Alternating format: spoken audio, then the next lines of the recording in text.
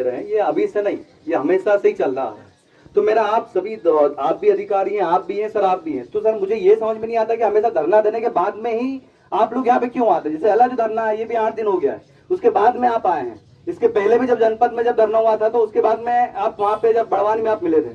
तो ये सब समस्याएं आती क्यों हैं, और अगर कोई ऐसी समस्याएं हैं तो आप आपका जो एक डाटा जो है आगे आप पहुंचाइए।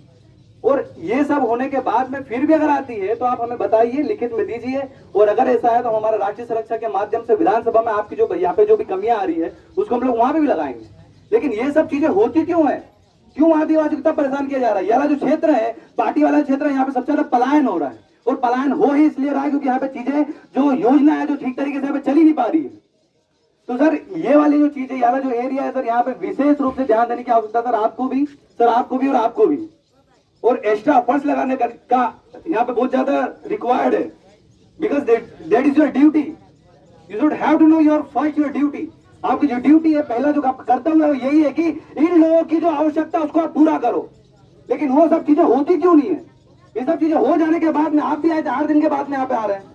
और आप भी जब यहाँ पे इतना लंबा जब हमें जनपद में भी जब धरना चला था उसके बाद में भी यहाँ पे आए नहीं थे, तो धरना करने की आवश्यकता क्यों पड़ती है।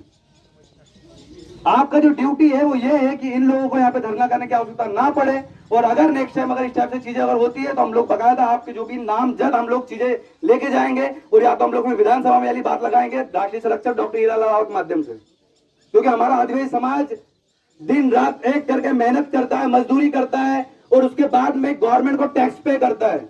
एक छोटा सा मजदूर जिसको शाम को भोजन कैसे करेगा उसको भी उसकी जानकारी नहीं होती, वो भी जब शर्ट खरीदता है ना सर, तब भी वो टैक्स पे करता है गवर्नमेंट को।